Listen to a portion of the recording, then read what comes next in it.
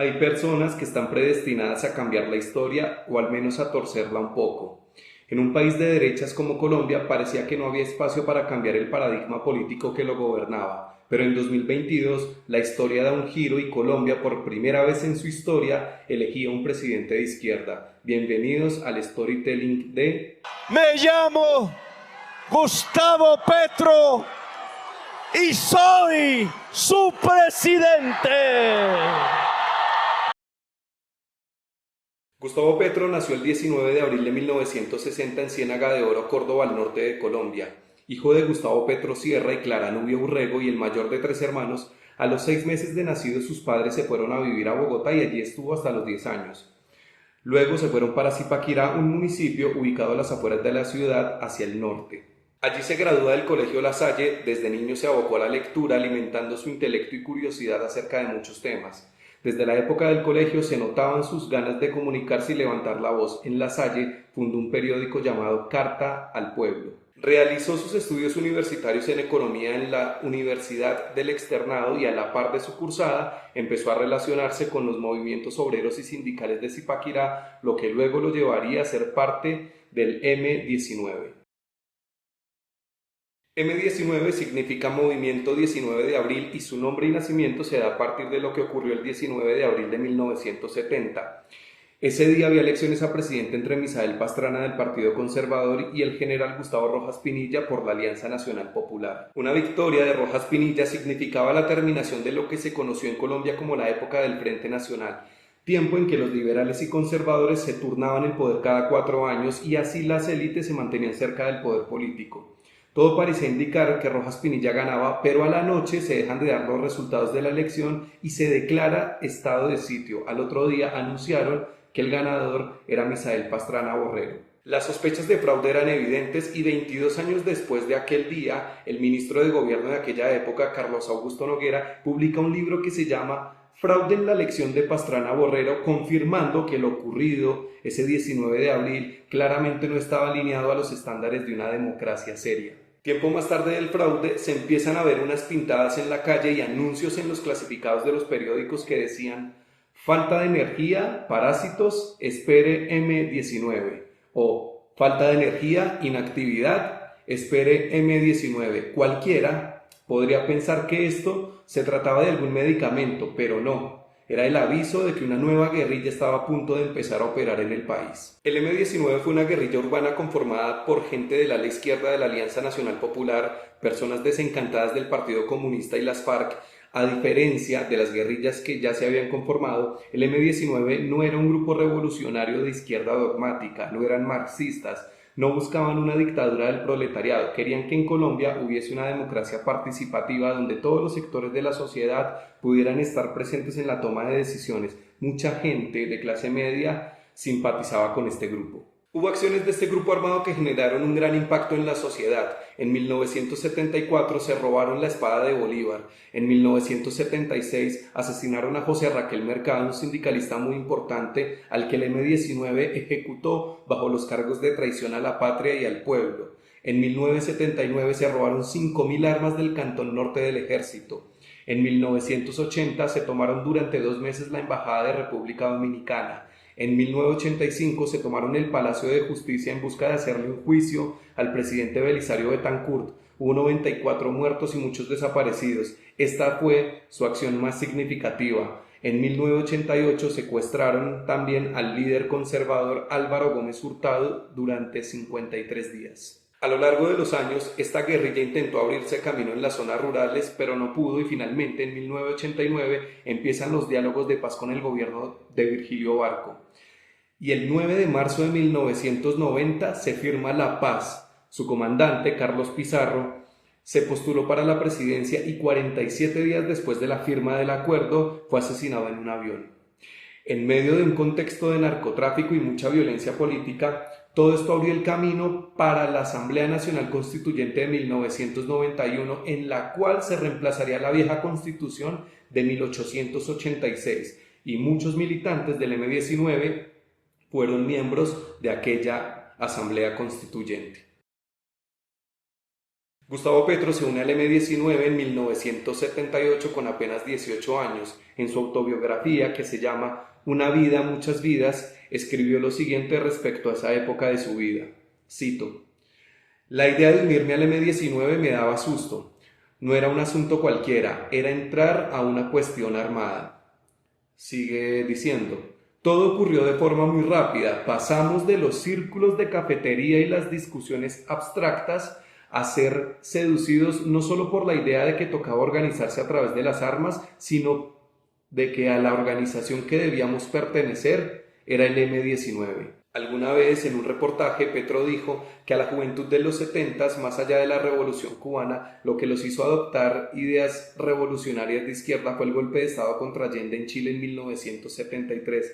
Recordemos que esta década estuvo marcada por las luchas revolucionarias armadas, los golpes de Estado patrocinados por Estados Unidos y los fraudes electorales en América Latina". Petro empezó militando de manera clandestina en las bases del movimiento. Su alias era Aureliano por el personaje de la novela 100 años de soledad, el coronel José Aureliano Buendía. Cuenta que recibió entrenamiento militar, pero que nunca hizo parte de ninguna operación en la que tuviera que usar armas. Él, así como otros militantes de la época, afirman que Petro hacía labores de repartición de propaganda, proselitismo político. Era sabido que el M-19 robaba carros con comida para repartirlo a las personas pobres y el ahora presidente se encargaba de repartir esa comida. Sin duda alguna, el episodio de la toma del Palacio de Justicia marcó la historia de Colombia. Hay quienes dicen que Petro hizo parte de esa operación, pero en ese momento Petro estaba en la cárcel. Lo habían detenido por porte ilegal de armas.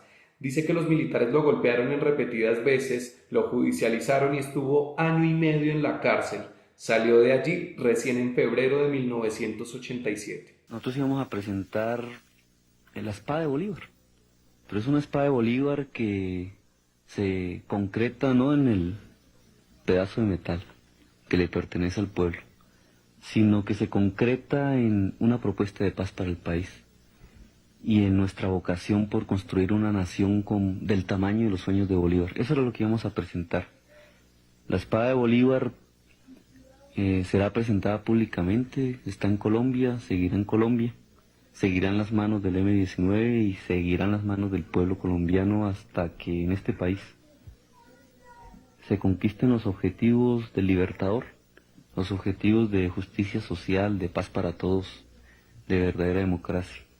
Luego del proceso de paz con el gobierno, los militantes del M-19 dejaron las armas y muchos se incorporaron a la vida política. Petro fue cofundador del movimiento Alianza Democrática M-19, partido que obtendría 19 miembros para la Asamblea Nacional Constituyente del 91. A la par de su actividad clandestina como guerrillero, también arranca su actividad política siendo personero de Zipaquirá en 1980 y luego concejal de ese mismo municipio entre 1984 y 1986. Entre 1990 y 1991 fue asesor de la gobernación de Cundinamarca y después de la constituyente llegó al Congreso como representante a la Cámara por Cundinamarca. En 1994 intenta retener su escaño en el Congreso pero no lo logra y le ofrecen un cargo diplomático en Bruselas durante el gobierno de Ernesto Samper. Este cargo fue ofrecido más que nada por todas las amenazas de muerte. Petro durante muchos años fue objetivo militar de los grupos paramilitares y de poder del país y quizá hoy, a pesar de que sea presidente, todavía sea un objetivo militar. En 1997 vuelve a Colombia para reintegrarse a la lucha política. Ese año se postula como candidato para la alcaldía de Bogotá, pero le va muy mal y saca menos del 1%. En 1998 se lanza nuevamente para ser representante a la Cámara junto a Navarro Wolf, ex compañero del M-19, y ganan. Petro, a través de su retórica, gana mucha notoriedad en el panorama nacional y en 2002, con una gran elección, vuelve a ser elegido como representante a la Cámara y se alza como un opositor acérrimo del nuevo presidente Álvaro Uribe Vélez. Durante el periodo 2002-2006, Petro se fue de frente en contra del gobierno de Uribe. Este periodo es quizá su paso más recordado por el Congreso. En estos 4 años, Petro estuvo en contra del referendo de 2003, del estatuto antiterrorismo, de la modificación de la Constitución para que fuera legal la reelección y el escándalo de la parapolítica, en donde se destapó cómo muchos congresistas y gente del Poder Ejecutivo estaban coludidos con los grupos paramilitares que se habían formado a principios de los 90 para combatir a las guerrillas, Hay que mencionar que Álvaro Uribe y su hermano Santiago Uribe han sido relacionados con la creación de dichos grupos armados que también mataron y desplazaron a mucha gente de su territorio, al igual que lo hicieron las FARC. Todo lo anterior le permitió dar a Petro un salto en su carrera política y con 143.000 votos llega al Senado para el periodo 2006-2010 para seguir siendo un ferviente opositor de Uribe, que se había reelegido. En 2009 empieza a buscar apoyos para postularse a la presidencia en 2010. Así lo hace, compite contra Juan Manuel Santos y Antanas Mockus. Santos terminaría ganando, Petro quedó relegado a un tercer puesto con 1.300.000 votos, lejos del primero y el segundo en la contienda. Si bien en la carrera por la presidencia quedó lejos, superar el 1.000.000 de votos le daba la fuerza como para volverse a lanzar a la alcaldía de Bogotá en 2011. Abandonó su partido, el Polo Democrático, y funda una fuerza llamada Progresistas. El 30 de octubre de 2011 ganó la alcaldía con 722.000 votos. Como alcalde de Bogotá, le garantizó un mínimo vital de servicio de agua y alcantarillado gratuito a las personas de estratos bajos. En términos de integración social y desarrollo económico, fueron los ítems en los que mejor estuvo su gobierno. La pobreza multidimensional pasó del 11,9% al 4,7%, un dato sorprendente. En materia de educación, hubo una extensión de la jornada escolar, más niños fueron beneficiados en cuanto a cobertura de alimentación, transporte y salud. Los puntos flojos de su administración se presentaron en movilidad e infraestructura. Por ejemplo, en cuestión de viviendas, prometió que se iban a construir 70.000 y se hicieron menos de 12.000. Durante su mandato fue destituido por el Procurador General de la Nación, Alejandro Ordóñez, tras el escándalo de las basuras. Petro quería desprivatizar el servicio de recolección de basuras y delegó dicha función en la empresa pública de aseo a finales de 2012.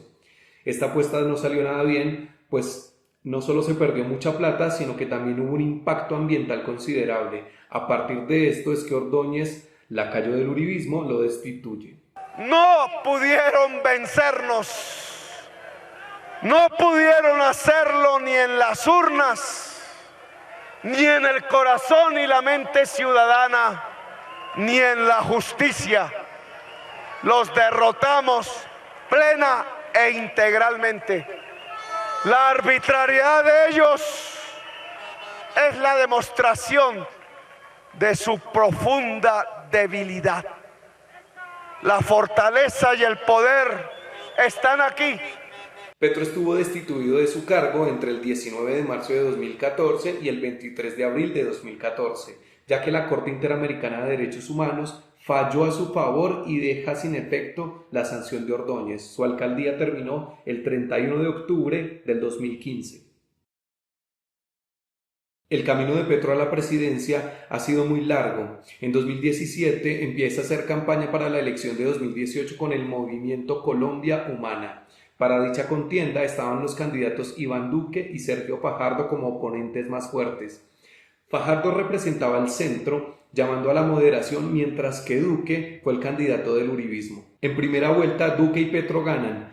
Fajardo queda tercero muy cerca de Petro. Ya en segunda vuelta, la derecha cerró filas en torno a Duque y con un discurso apelando al fantasma de Venezuela, la sociedad quiso que el uribismo regresara al poder. Al ser segundo en la elección, quedó como jefe de la oposición y tuvo derecho a una banca en el Senado. El periodo 2018-2022 le sirvió a Petro para hacer una oposición férrea a un gobierno que no quiso implementar los acuerdos de paz y que desde el principio mostró incapacidad para tener resultados positivos, además de la desconexión que había entre los funcionarios y el pueblo. Finalmente la campaña de 2022 comienza y Petro sabía que para contrarrestar el discurso de la derecha que se encargaba de infundir miedo en las personas por todo lo que la izquierda venezolana ha generado en ese país, había que crear una coalición a la que llamó Pacto Histórico. El Pacto Histórico juntó a personas de todos los cuadros ideológicos. Había desde marxistas hasta cristianos, algo parecido a lo que hizo López Obrador en México con su partido Morena. Con un uribismo bastante desgastado después del gobierno de Duque, sin duda alguna este era el momento para la izquierda en Colombia. Pero no fue nada fácil, fue una elección durísima porque apareció un outsider llamado Rodolfo Hernández con un discurso antipolítica diciendo que todos son ladrones y que él venía a erradicar la corrupción del país. Cautivó a mucha gente, tanto así que el uribismo quedó tercero con Fico Gutiérrez como candidato. La segunda vuelta entre Petro y Hernández fue muy pareja. Petro tuvo más de 11 millones de votos y le sacó una diferencia de 700.000 votos a su contrincante y así quedó proclamado como presidente de la República de Colombia. Se cumplen 2 años del mandato de Petro y el gobierno ha cumplido varios objetivos. Se ha bajado el déficit fiscal, también se bajó la inflación, la inversión extranjera ha crecido, la compra por parte del Estado de tierras para restituirlas a las personas que a lo largo de los años han sido desplazados de sus territorios es un plan fundamental para reparar a las víctimas del conflicto armado en Colombia. Las cosas que no han funcionado bien tienen que ver con la seguridad. El Estado ha perdido control sobre muchos territorios con las disidencias de las FARC y organizaciones criminales dedicadas al narcotráfico. La microeconomía no arranca, las ventas del comercio llevan más de un año a la baja y la corrupción no se ha minorado. Hay un escándalo terrible con la Unidad de Gestión de Riesgos y Desastres, entidad encargada de ejecutar obra pública. También hay que decir que el hijo de Petro, Nicolás Petro, está judicializado por enriquecimiento ilícito, ya que se quedó con $3 millones que supuestamente debían entrar a la campaña del candidato presidencial, hoy en día presidente. Gustavo Petro encabezó el movimiento político que pudo romper con ese techo de cristal que mantenía a Colombia en una democracia para pocos. Democracia en donde han matado a 7 candidatos a la presidencia. Democracia en donde hubo un genocidio que exterminó a todo un partido político, la Unión Patriótica. Democracia en donde hubo fraude electoral en 1970 y democracia en donde siempre ha habido falta de participación política de los sectores más postergados de la sociedad. Finalmente, la democracia colombiana está empezando a dejar de ser propiedad privada de las élites, porque por fin hubo una alternancia en la titularidad del Poder Ejecutivo. Petro y sus funcionarios han tenido aciertos y también errores, pero a pesar de los errores, no puedo evitar sentir como ciudadano que el Estado ahora sí nos pertenece a todos, que ya no es solo para uso exclusivo de unos pocos que cada 4 años buscan el favor del pueblo para adueñarse de todo. Hay una probabilidad muy alta de que el gobierno de Petro no sea bueno, pero la historia no lo va a relegar a la amargura de la intrascendencia o a la infamia de los tiranos. Le va a dar relevancia y un buen trato.